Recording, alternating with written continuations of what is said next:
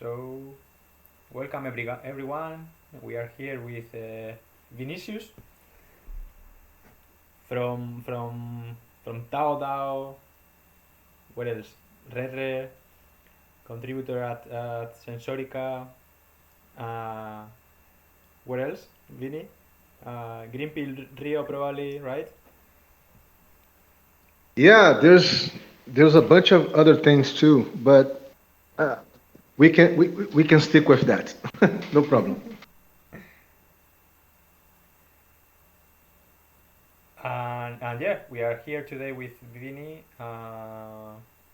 Actually, because I was talking with TV from Sensorica a few weeks ago, and we were doing a user research for blockchain, talking about solidarity, and at some point he mentioned that we should learn more about what he called empathic access, which I discovered you now call conscious access, which is, as I understand, basically a practice that you have developed in taoDAO uh, to access shared resources, right?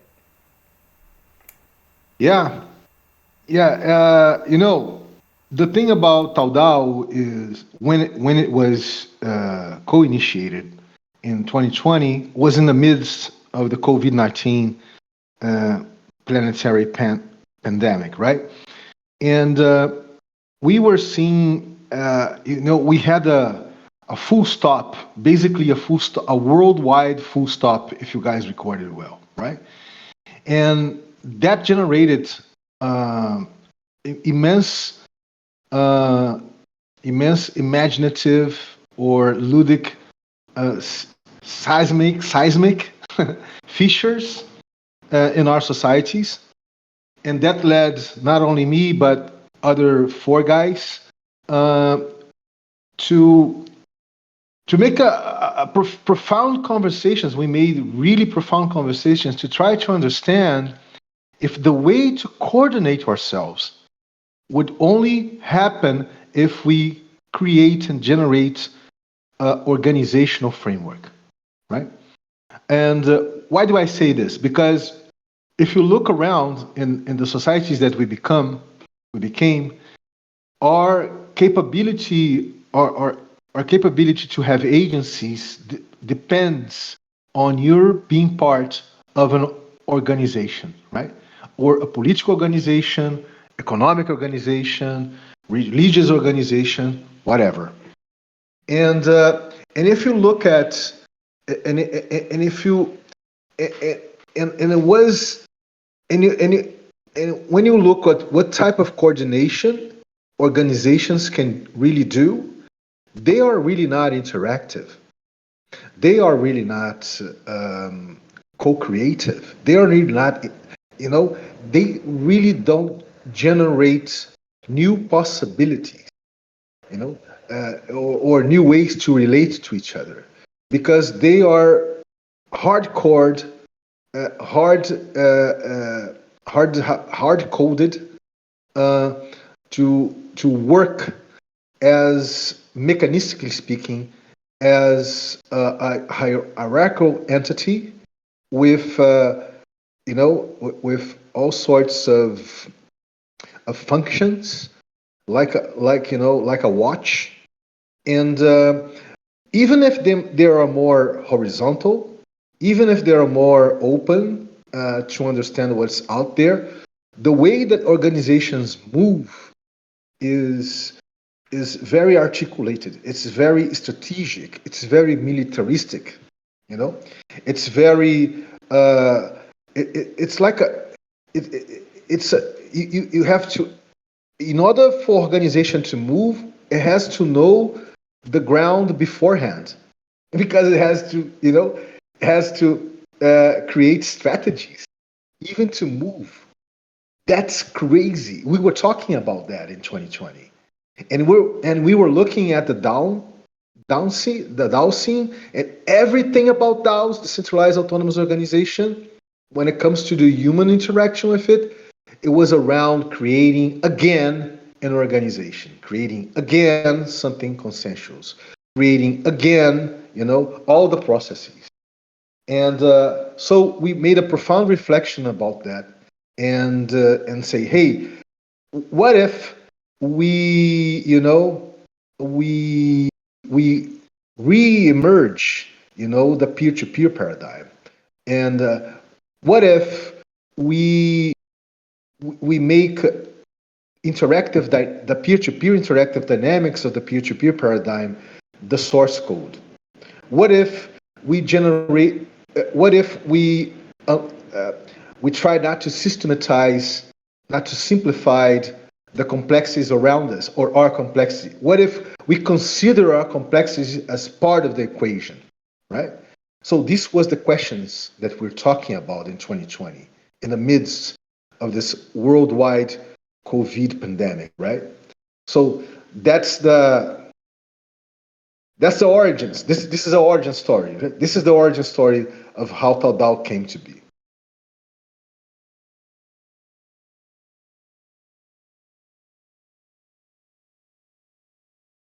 And in that sense, we started to think, well, if we substitute autonomous, that is related to smart contracts, as you guys know, to you have a smart contract that runs the DAO, right, as a protocol, as a technological protocol for autonomy.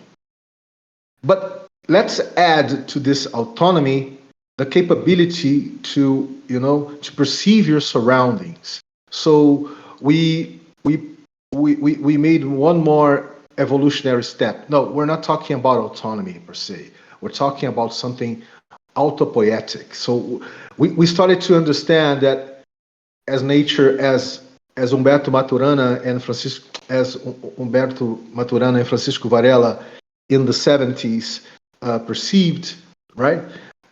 We are at the same time complex beings. We're part of nature's complexity, right? So the decisions we make, it considers our full awareness of where we are, right?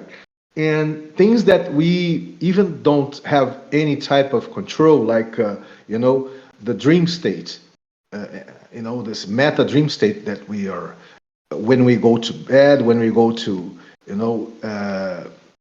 to rest, we go to this non-conscious state, right?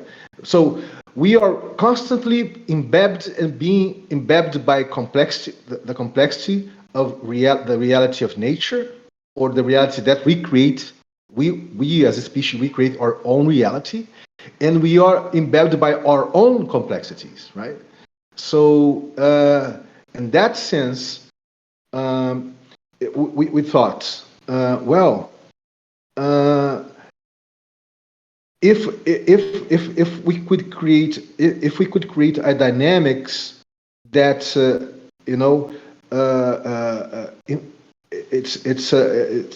it fosters, it invites people to have this type of experience, where you are literally being invited to open yourself, to interact, to mirror yourself with others, right? And truly have a deep empathic listening and conversation.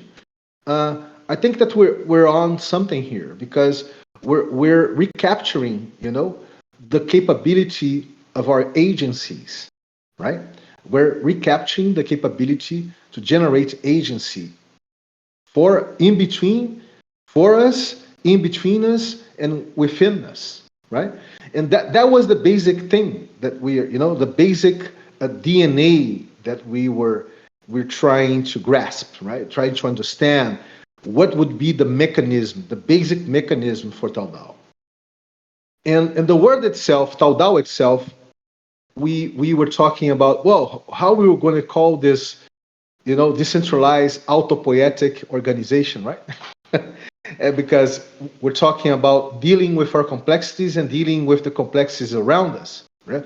Dealing with, you know, in an interactive manner, right? So, because, you know, if we're, when we are really embedded in whatever environment, we can sense when we are in tune with the environment. You know, Unai? We can sense it. We can sense when we are not in tune. We can sense when we override the environment, or we're not really in tune, we're not really in sync with the environment, right? We can sense it because it's part of our apparatus, you know, as one of the million species of this planet, right? It's part of it. So that's that's why we thought, well, so it's not going to be a conventional DAO, even though talking about conventional DAOs in 2020 was still a little bit crazy because DAOs itself wasn't really, you know, that known yet, even for the Web3 environment. And but we were talking about conventional DAOs, were those based on organizational processes, right? And we talk about creating a cultural DAO, cultural DAO, to generate culture of how you can make, you know, aware, conscious decisions with others, you know, in an interactive manner, using your you know, your 250,000 years apparatus of our species to make that decision, right? And that was it. That was it. That's the basics of it. And from now on, we can explore how we start to co-create taoDAO itself, right? And what was how could we, you know, start to invite people to have this cultural DAO, you know, this autopoietic cultural DAO experience, right?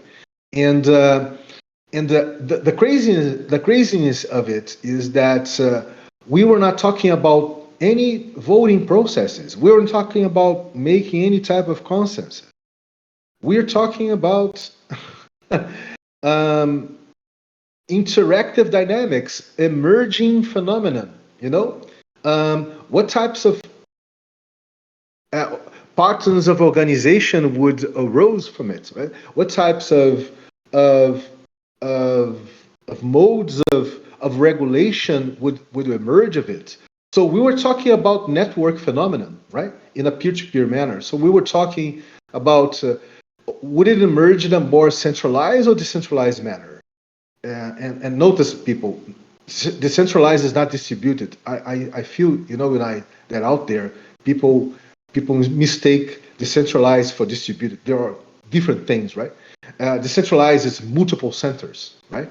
And distributed is distributed. It's everything connected to everything. So we basically have in nature a centralized pattern of organization. We have, at the same time, centralized patterns of organization, decentralized patterns of organization, and distributed patterns of organization. That's what we have in nature. But that is occurring at the same time in a very unpredictable way of millions of variables, right? Because it's an emergent phenomenon, right? And we want to replicate that in the DAO space. That was the, you know, that was the challenge. And we want to see what type of modes of regulation would emerge too, if more horizontal, more vertical, more transitional, like, you know, sometimes more vertical, sometimes more horizontal. So that was the type of things that we were looking after. Like, how could we create a DAO that doesn't depend in the beginning of any type of codification of a smart contract? You know, the smart contract, whatever, would be just a tool that we're going to use for whatever dynamics or processes that we find it useful to. But we wouldn't rely on it. That would be something, you know, just a tool, not the process, the whole process itself. Can I make a question? Yes, of course.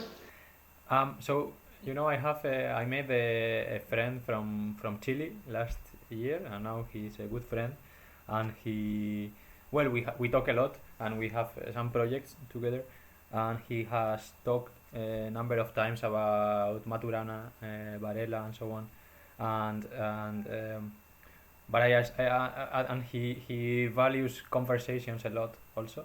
So my question is like, how do you describe autopoiesis, or autopoietic, and what's like what role do conversations play in like what's the relationship between conversations and autopoiesis?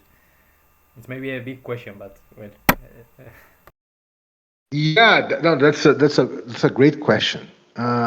Well, first of all, we were considering from the start that conversations is a part of the arc of interaction. It's not the whole of it. There's still the body language, for instance. There's still, all the awareness inputs that are not there physically. They're in this meta dimension of our imaginations. We have a huge uh, prefrontal cortex that allow us to imagine realities that is not out there, right? If we didn't have that, Unai, we would still be in the woods, right, in the forests, and we didn't create cities. We wouldn't create tech, tools and technology to create cities, for instance. The city was in our imagination, right? It is not. But the weird part of it is that the city itself is nature too. I know it's paradoxical to say that, but it is, right? Uh, because we are part of nature, right? We are nature too. We are complex. So, circling back to your question, yes, conversations play a huge part of it. But even though conversations are coded, because language is a code, is a form of code. So if you talk some slang that I don't talk, and even if you talk the same language that I talk, we have a bug. How we work around this? Do we work around this bug? How do we unpack this bug? Right? So and that's the funny part of our conversation, right? To explore that. But that said, when we work around the type of societies that we begun, where conversation became a rare thing, where people really are interacting, right? Because if you look to social media, it's not a conversational dynamics. It's a monologue, not a dialogue, right? Every time everybody's talking out, but nobody's talking to each other, right? And that becomes a huge, gigantic problem, immense problem, because uh, the, the unpacking the language through conversation is a necessary exploration for us to make understand our complexities. If we don't do that, right, we're grilled, we're fucked, right? Because that's a huge part of it, but it's not the whole of it, right? And we're not talking here about making conversations or interacting with other species. We're talking about making that within us, our own species. We have thousands of language out there, Munai. We have thousands of dialect, tens of thousands of dialects. And everything is codified, right? But it's a codified, to generate meaning. Language generates meaning. Uh, Create concepts and meaning through language, and it's a fantastic tool for us to understand what we're talking about, what we're looking at, what we're conceiving, if it's in the material 3D world or if it's in our imagination. Yeah, it's the best code ever that we could create. But at the same time, it can lock us in. It locks you in the code, right? If you don't open yourself to understand that language itself, it's in constant co-evolution, by dialects. So let me make myself clear. Uh, there's some dynamics between my kids, my 29, 19-year-old kids, 19-year-old. They made 19 this last Saturday, guys. So that it's codified. I really don't grasp it. I have to ask. I have to be humble, and I have to ask, hey, what you guys are talking when you say this slang here?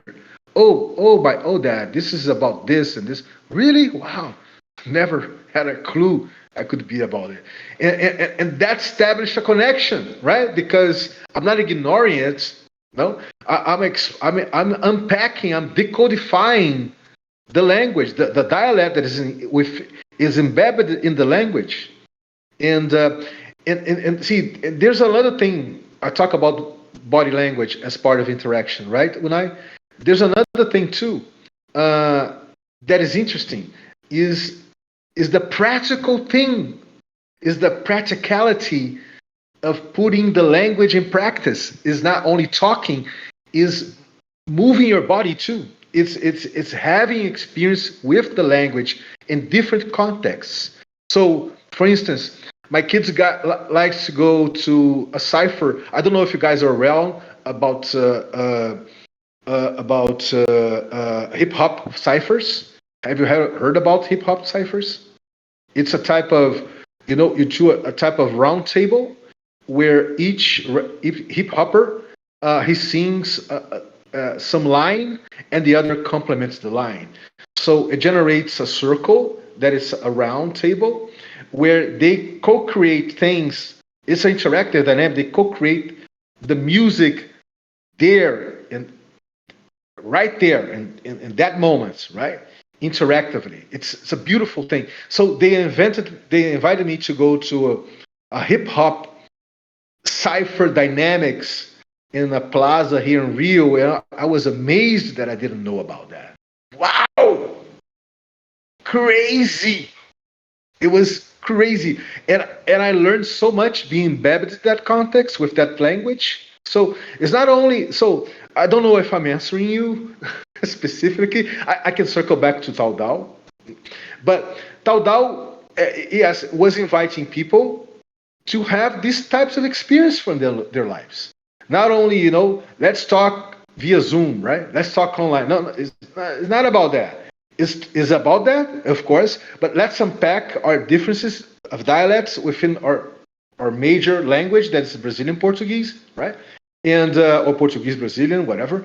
And but let's explore, mutually explore our differences. You come from the north side of Brazil. I come from the south. I come from the center. I come from the countryside. There's so much slang out. So that itself was exploration. It was a fascinating exploration that we were doing. And we learn a lot. Remember, people, at the time, we were living this very strange limbo between what it was before, what it was before the global COVID-19 pandemic, and that thing that nothing was working in society. Everything was in the still motion, right? And so we felt that we're doing really profound explorations by ourselves, by our culture, by language itself, by what is interactive in this more grander meaning, and seeing how that has to be ingrained on any DAO framework, any DAO exploration and things like that. So here you go. I wanted to know also, like, yeah, what's your definition of autopoiesis, or yeah, what does for something to be autopoietic mean? Yeah, autopoietic is like when you look at a cell in your body, any cell in your body, the cell itself is autopoietic in the sense that she's aware. That's the word. She's aware of the resources around her. She's aware of the resources in her, and she's aware that she's not alone. It's crazy to talk about that, but the cell knows that it's not alone. When the cell starts to know that she's the only thing around, it becomes a cancerous cell. It starts to eat everything, eat all resources. So you have cancer, right? So the cell itself is autopoietic, right? And the craziness is that the type of society that we became, you know, when we devoted, we detach ourselves, our capability to generate agency between us, in between us, right? And we gave that to the organizational paradigm. We gave that to the organizations, to these entities, right? Uh, we became cancerous things. We became this cancerous cell because we detach ourselves from the capability to sense the other, to sense the environment, to sense our neighbors, to sense our friends, to sense our families.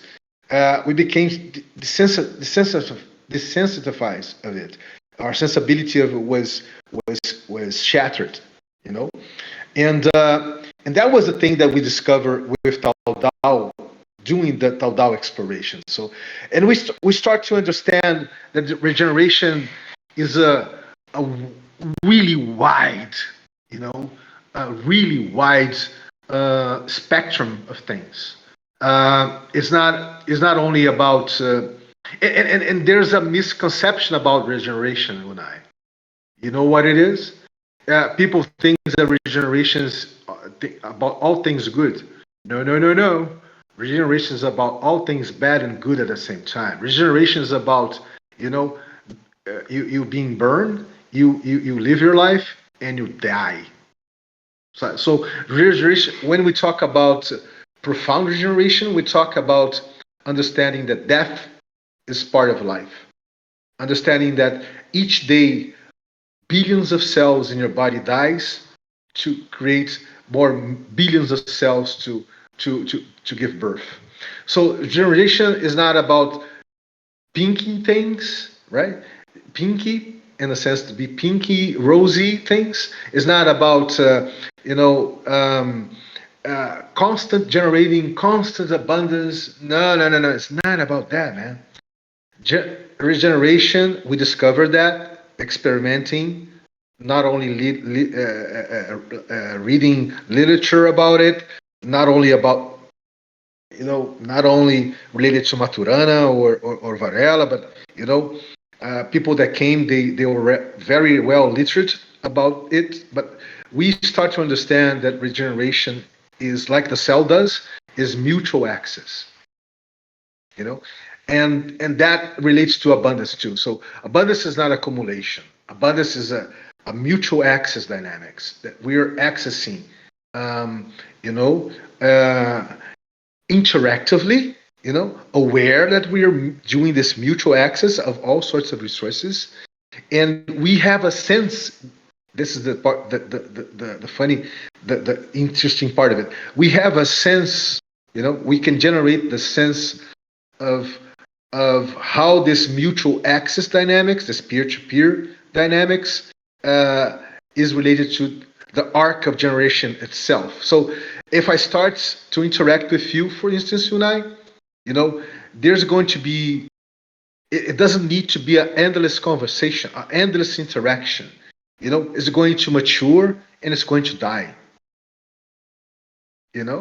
So we understood that some cultures around the world, they understood that. Ancient cultures, indigenous cultures, aboriginal cultures, they understand that death is part of life, that the things doesn't, everything has to be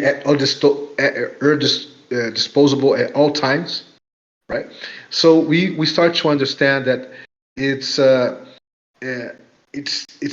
it's important for us to generate awareness of how death is life too, how death, everything grows and dies and seeds new things, right? And another thing that we during taoDAO's experience, we we kind of understood that was as important as what I'm talking about here, mutual access, is the capability, uh, uh, once we're really interacting, we're opening ourselves, we're mirroring ourselves, to generate something new together, where you become, you become, I forgot the word in English. Let me see here. I forgot it. Uh, In Wait a minute. Portuguese? Oh, pregnant. When both of us becomes pregnant of something that can be, that can have, you become pregnant, I become pregnant of something new. When it bursts out, it doesn't necessarily has to be the same thing, but it came out from a complex driven interactive dynamics. So, and that has an incredible value for you, for me, but has an incredible value for the environment that we're around. So we understood that interaction is different from participation, and that's something that is not out there, right? Because people think that participation is the same of interaction, but it is not. Participation is pre-designed. When what I'm saying is, when you go to some meeting, this is very related. Meetings are very related to the organizational culture, right? You are allowed. This is pre-designed. You're allowed to speak sometimes. You're allowed to manifest yourself sometimes. You're allowed to vote, but that's pre-designed. So participation is not a peer-to-peer social technology, right? It's not interactive, right? Because when we really interact, we mutually pregnant ourselves with new things, right? And these new things has the capacity to generate the environment and ourselves at the same time, right? And we don't value that in society. Everything is about is a military strategy. Everything is about the strategy. Everything is about the part when you're allowed to speak, when you're allowed to vote. Everything is about the process. It's not about the dynamics. Everything is about systems thinking, like control and command, right? Everything's about that, and that's crazy, absolutely crazy, right? And and when you look to that society that we began, this massive society, we practically were induced to create this massive systems of control and command, right? And reduce our complexities to fit in, just to fit in the mechanism, this huge mechanism of organization that, has all the agency for them.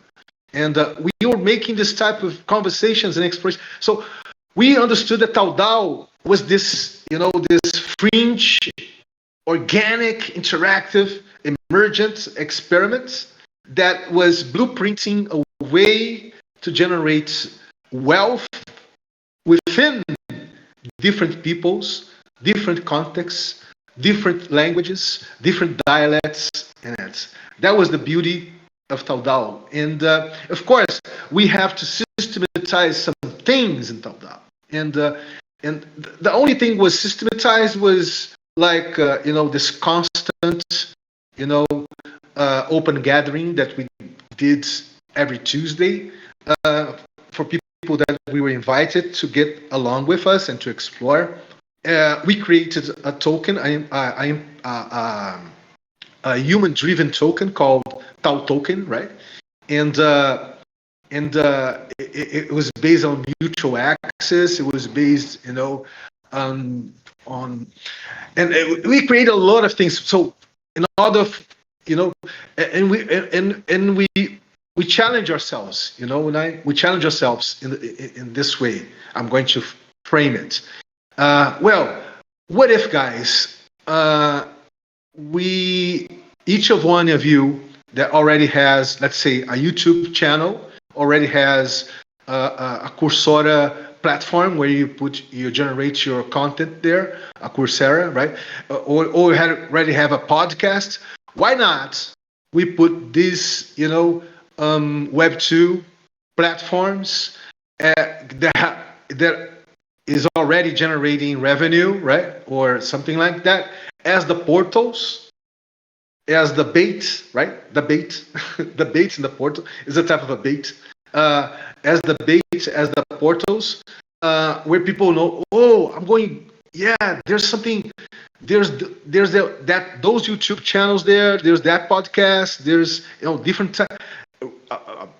It is about regeneration, that the type of content that this platforms creates, and we're going to open the code. We're going to open the access for these assets, right? Uh, in order to people, they're they're going to see that there's a revenue there. There's a stream of revenue coming out of these platforms, Web two platforms. But that wasn't it, right? That was just the bait, as I said, right? And people came, and we started talking about things that we're talking here, right? And they became fascinated by it. So we were talking. So what type of content we can produce for this YouTube channel here or this podcast here, and people that considers all the things that we're exploring here, that considers that the type of coordination that we're doing is interactive, is emergent, that it doesn't have only as a coordination dynamics, the money itself, the fiat money, or even crypto, right? And that there's when people came, they knew that there's already a decentralized, shared fund coming out of the revenue of these Web two platforms, and the money in fiat and crypto was out there, and some of the co-initiators, themselves, they shared some crypto initially, right, to this decentralized shareable fund. And the thing is, and the challenge was, so guys, be very welcome. We have all these different types of YouTube channels, podcasts, Coursera courses. We have this host of things here. We open them. You feel free to co-create, to suggest and co-create whatever content you feel to do, but let's do it in a decentralized, distributed manner. We're going to you state what the type of content you want to produce within this Web two platforms, right? And we're going to make something that we called people backing. So you stated whatever you want to do, the content that you want to create, and we did a Zoom call. You stated it, and people just said, "Hey, that mirrors with me. I want to be part of it." So those people that felt mirrored by your content production, right? They generate what we call holons. Holons means the part that is the whole that is the part, right? So they are at the same time the part and the whole of that, that new endeavor to co-create and produce the content for that specific, Web two platform, whatever. And that was the mechanism of coordination, people backing, people interacting, and this was in the beginning, right? And then we thought that it would be nice to create a TAO token, where the TAO token would have, points. Like if you invite someone, you have 10 TAO tokens. If you come to a people backing, you generate for yourself 100 TAO tokens. So we said to people, hey, it's not a protocol that is going to say how much TAO tokens you're generating, right? You're minting. It's not me, it's you yourself, and This is when it comes the conscious part of it. So you yourself, as this cellular, autonomous, autopoietic thing that we are, you yourself uh, uh, will know the measure of how much you're going to, be involved with the co-creation of taoDAO, or be involved in the co-creation of the types of content that were being proposed, right? And you yourself, you're going to generate the amount of Tao tokens, because we establish a threshold. If you have 1,700 Tao tokens, right? You are already, eligible. Let's put it this way, to make your conscious access to the decentralized shareable fund, right? You're already, and I must say this, guys. I must say this. This was the most challenging things for almost everybody. Like, we live in a so controlled society where we have to be obedient, to everything at large. Like, we have to be obedient to the constitution. You have to be obedient to, the norms of everything. We are always asking for permission, you know. So when we create this permissionless environment, hey, isn't this related to Web3 ethos? Yeah, it is, right? So that's why I always say that uh, taoDAO didn't, in taoDAO, we were not talking about permissionless, we were doing permissionless, right? In the way to access the decentralized shareable fund. We were not talking about, we were doing it, right? And in a very open, and once when you had that 1,700 Tao tokens, you you were allowing yourself to do your conscious access, and that's the tricky part of it. That's the challenging part of it. How do you do that? Nai? How do you do that? Because you know how much is in the decentralized shareable fund, right? You know that you have, other people exploring with you. You know your necessities, right? You know your necessities.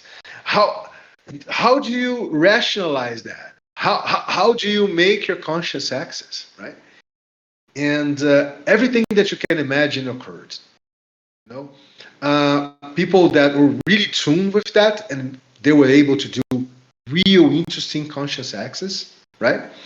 And people that are not tuned and desperate because they need, fiat resources to pay the bills or whatever, and they almost, almost not a, there wasn't a circumstances that where someone ripped off, all the all the decentralized shareable resources that was in the fund, right?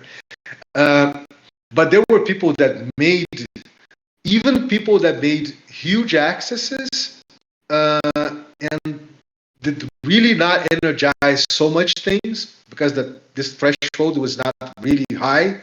This threshold of 1,700 tokens was not really high, and but I was the one, when I was the one that say, hey guys, I think this is incredible because you know generating the capacity to people to, autopoietically generate awareness about himself, the environment around, and validate, and do this conscious access to the amount of, resources that he feels that is, or she feels that is important for him or her, right? uh, this is incredible. This is the thing that the TB was fascinated, still is fascinated about it. TB from Sesorica, like, and when he know that we were doing that, he almost gone crazy, like crazy in a good sense, right? Like, wow, are you guys really doing that? Yes, we're doing that, and and it was really for people was a very steeping learning curve. For people, it was almost impossible to do it. And sometimes, not always, but sometimes some people didn't have, the guts to do conscious access. Do you believe that, Unai? They didn't have the guts. Like they came to me on the co-initiators and that. Hey guys, I don't have the guts to do it. I don't know how to do this. I'm afraid that I'm going to harm someone. I'm going to privilege myself. But man, you have to do it. That's the challenge, right? How can we generate a type of mutual coordination, mutual interactive coordination that ourselves are capable of doing? Why aren't we capable of doing? And yeah, I know, but it's so challenging, so difficult. Yeah, but go on, do it. we just stimulated people to do it, right? And and there was another layer that was when we started to perceive that it was important not only for you to do your conscious access, Unai, but you at the same time would not pick up the totality of the quantity of fiat money or crypto that you want to access. Some of it you would just reinvest. Like if just to make the example, you access I don't know $100, right? And this $100, we incentivize people from this $100. How much would you you you reinvest? You responsibilize yourself, for the decentralized shareable fund. How much of the $100 would you let there? You wouldn't access. So, and that portion, that the percentage, that fraction of this $100 varies a lot. So there were people that put just $10 or $5. There are people that put $20. They didn't, access 100, but gave back like $5, $20, something like that. So that was another interesting exploration that we've done with that. Here we go. I talked a lot. Yeah, thanks. I was thinking about, yeah, like maybe similar or other initiatives that I know of which kind of resonated. Um, then I was also thinking specific, like, so what like where did the revenue come from? So like, um, am I correct to understand that like the revenues generated through those like Web2 tools like podcasts, videos, and so on, were going to the decentralized shared fund or not? Yeah, yeah, you're right. In the beginning, uh, everybody quite of uh, shared their your idle resources, right, on crypto or fiat, and to give birth to this decentralized shareable fund, right? But with time, these YouTube channels, podcasts, they had their ways to generate revenue. So if you were part of it, you were generating, and it didn't go directly for people. It go directly for the decentralized shareable fund, because in order to access, you had that threshold of having to have 1,700 TAO tokens, right? And that was basically it, right? And and the pinnacle was, was in 2021, if I'm not mistaken, 2021 to 2022, the taoDAO had 25 co-creators at the same time. We had a peak of 40 to 50 people doing this type of crazy coordination experimentation, right? And we had sometimes people came so much in need to access fiat money, to pay their bills, and for them specifically, it was very difficult to do this type of experimentation, right?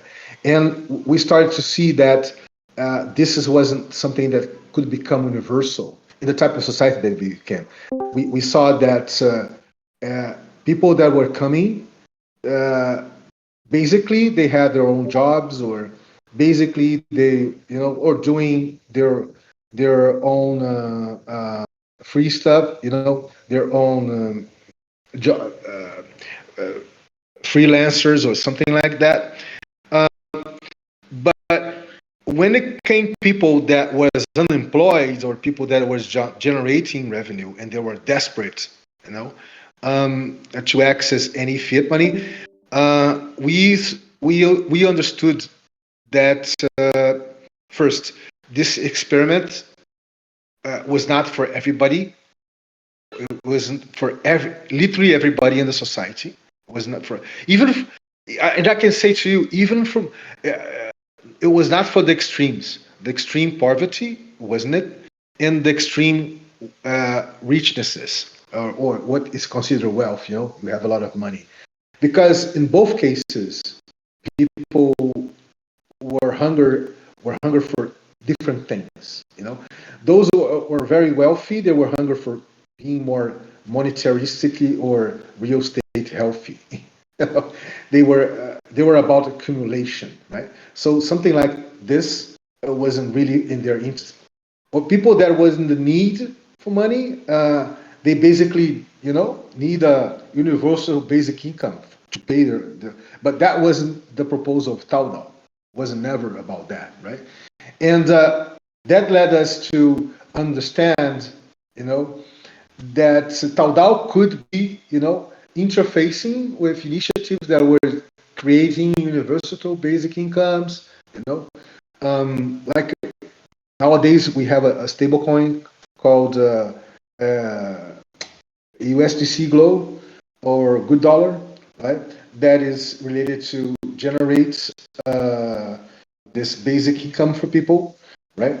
That's okay, but that didn't exist at the time, right? And yeah, you know, and I said to you, Nai, we're going to re-energize taoDAO again, but now within ReRe's regenerative resources, the cyber culture protocol, ecology, right? We're going to do that, but it's going to, yes, we're going to basically re-energize, pick up where we left, in the past. Um, it's like it was in 2022, in the first semester of 2022, that we started not to energize taoDAO anymore. So there's almost 3 years now. Yeah, we were doing works with TB and Sensorica, as you know. There was from those 25, 30 co-creators of taoDAO, there was like 5 or 8 or 10 that was still active in 2022, especially because of the interface with Sensorica and others and other endeavors.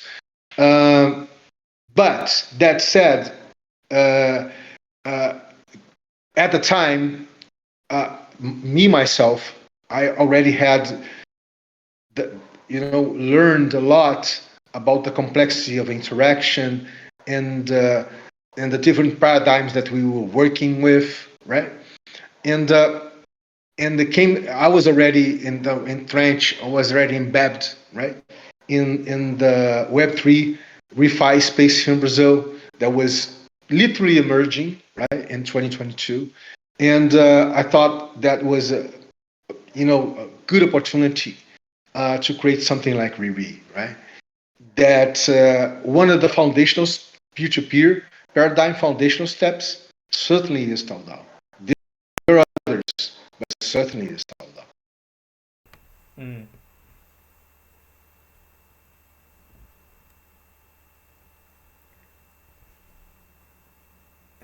What else? Yeah. What else more do you feel to Mm, ask tonight? Vini, are you there? Can you hear me? Yes, right? Hey. Oh, okay, okay. I know I had some. Um, I don't know if rather if you have any comment or any question. I think I'm not familiar with. I think like there have been a few conversations sometimes with like around Josh's podcast, right? Like to yeah, basically to collectivize some sort of yeah activity among different content producers. Um,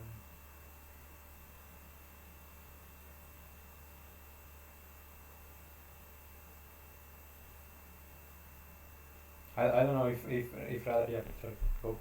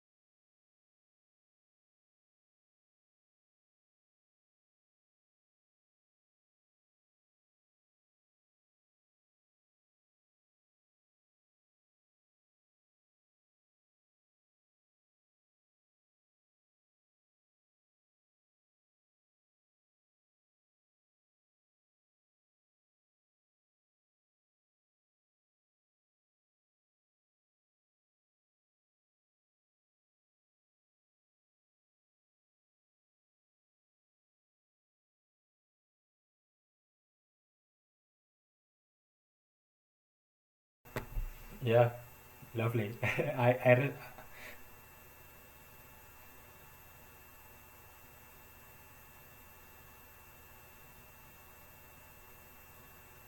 I think you did.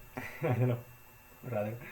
Um, I was wondering, you mentioned like a few things that you kind of systematized or like structured, um, like these cyclical gatherings and like the token and those like those requirements, those like what it is, 100,000, 177,000 or whatever. How did you agree on those small things that were like systematized?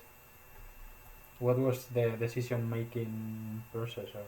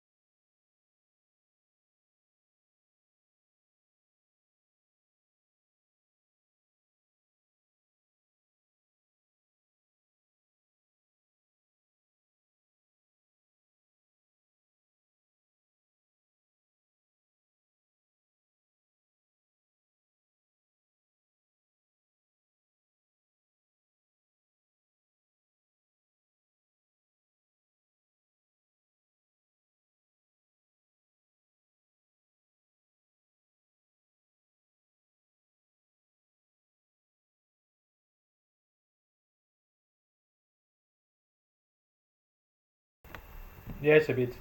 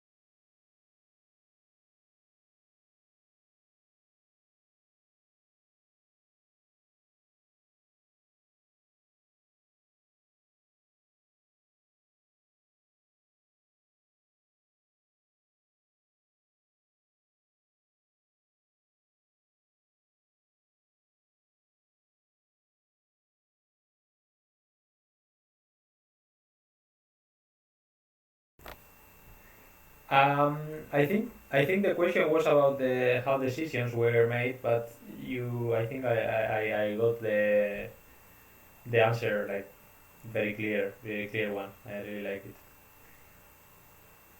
I was also thinking about asynchronous communication. How did it happen?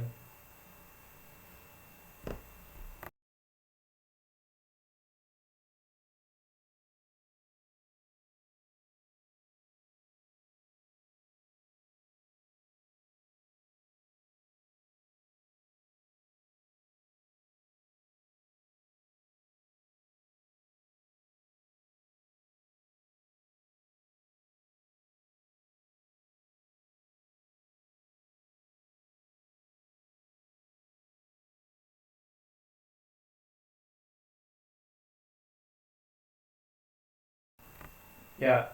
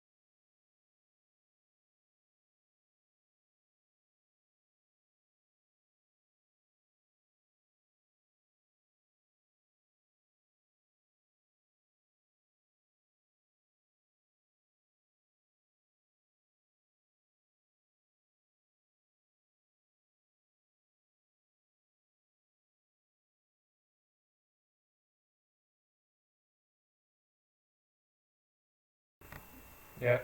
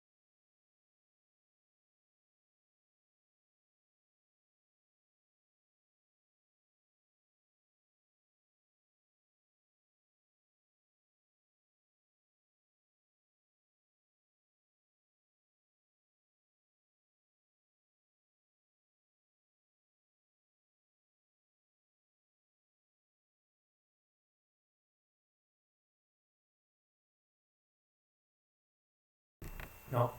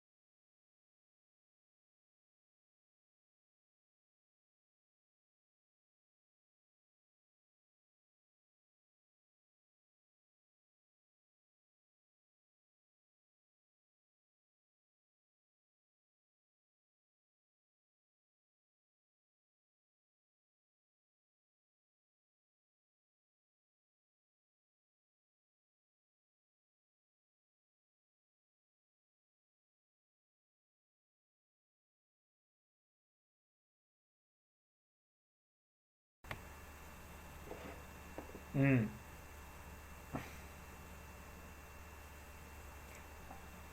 Maybe I don't know. I feel like it would be nice.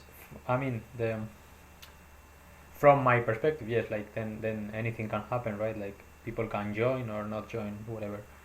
But it would be nice if when you resume it that I don't know that we organize like that we become crypto leftists can become an how do we call it orbital organization or whatever, and maybe organize a people back in session together. I don't know.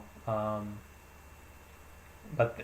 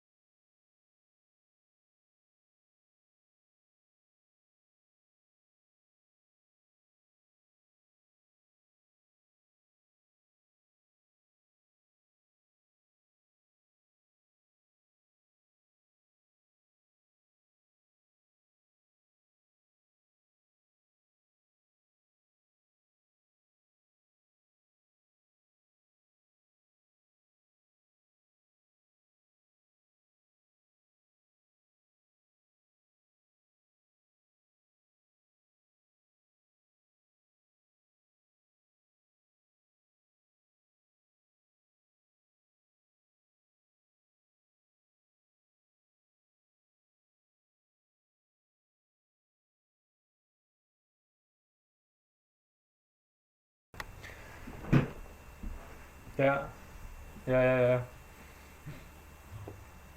Mm. Yeah, like I mean, what you guys did is like kind of what I is very similar to what I dream of, kind of, or what I aim to achieve. Also here. Um, yeah, I didn't get the answer to the question of how was the asynchronous communication like. Maybe just specifically what tools did you use? Just maybe that.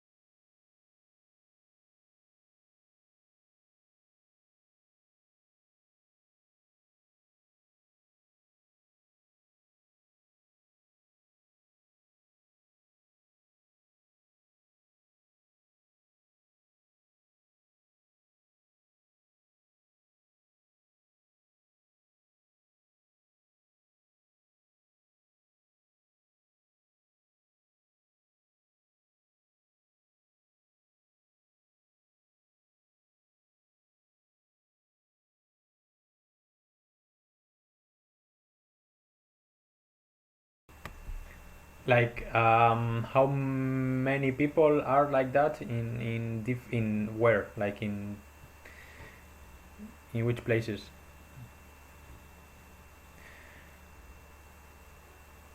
Yeah, I mean, I guess it also depends on the how much context you need to properly interact, right? So there are contexts which are more simple, and then less context, like knowing less of about the context is enough to properly interact. And there are places where like you basically need months or even years to understand what's going on, and you need to be fully immersed. um, yeah, I don't know here, but for example in Bretzen, like we are between 10-20 people now, and I would say there is a more or less good understanding of what's going on. um, mm, yeah, I'm not exactly aware of how that happens.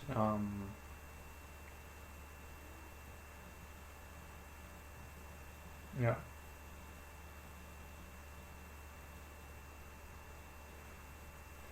uh, yeah, yeah.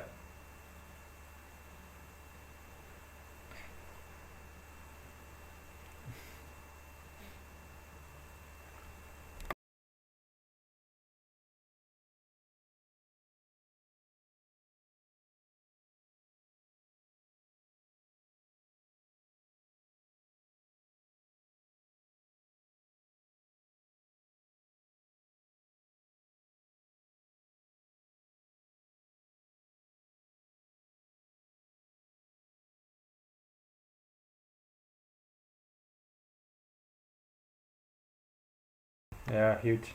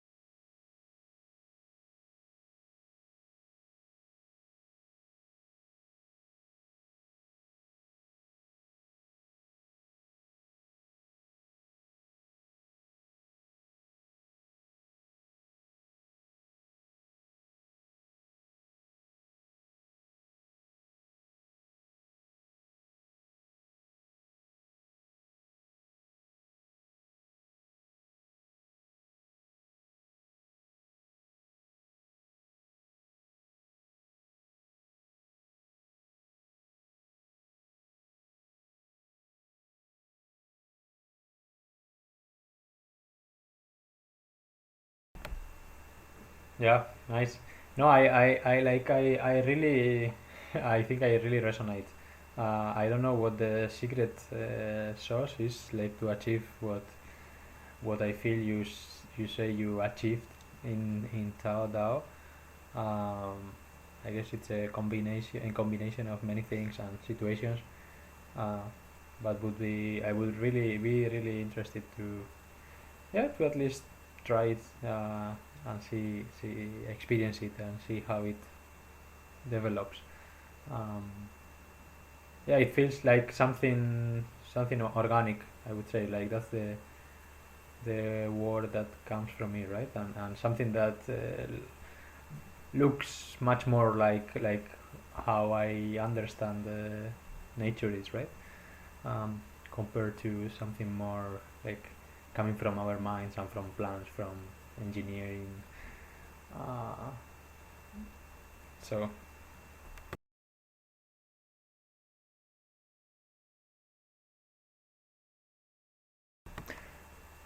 yeah, that yeah.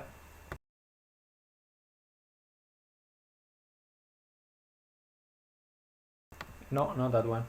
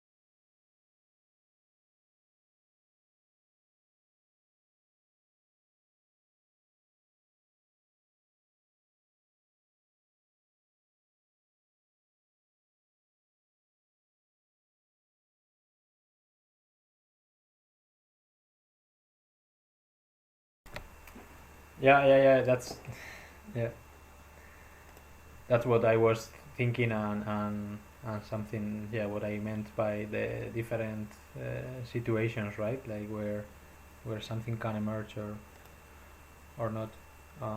Yeah, I shared the Agile manifesto, which also came to mind, right? Like, I think there are some resonances there.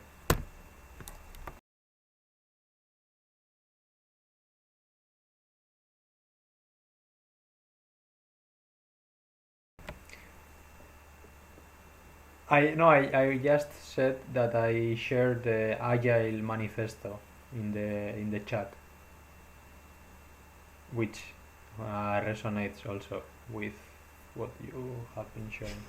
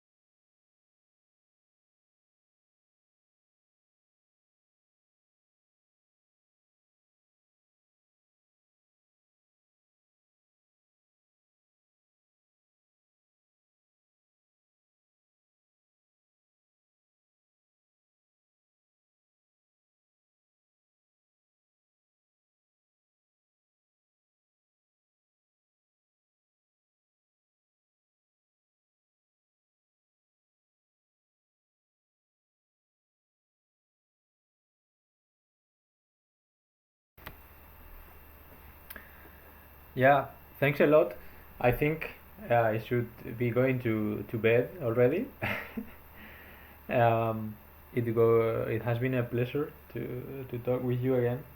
Uh, like this, the reimagining wealth gatherings have a very bad timing for me. Fridays are usually like weekend start, but anyway, uh, I think I hope I can join. And yeah, let's keep in touch and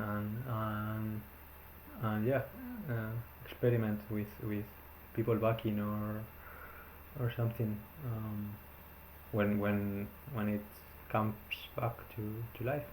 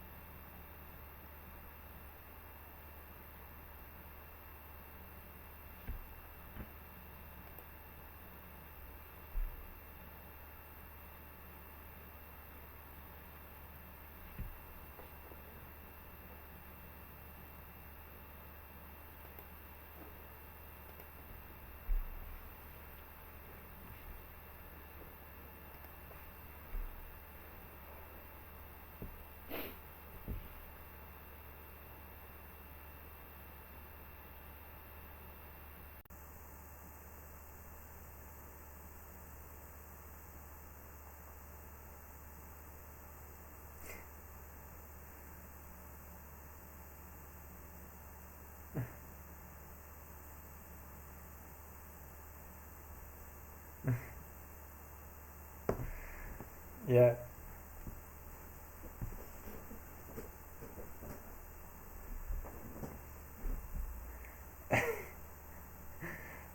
No, not that much has changed. I'm a similar person.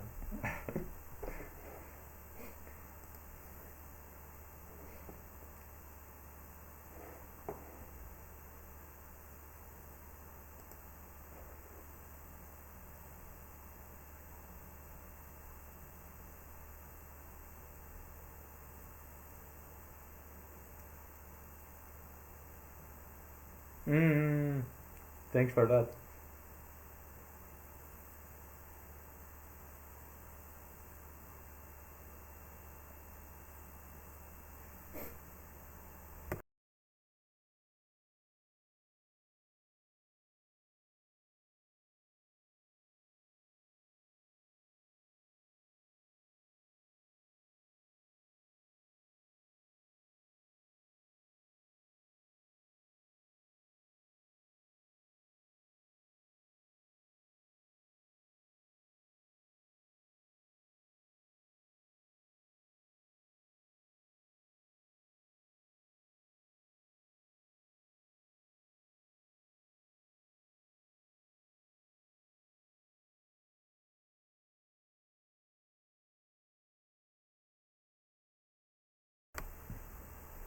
Yeah, yeah, let's do it. It will happen. Thanks.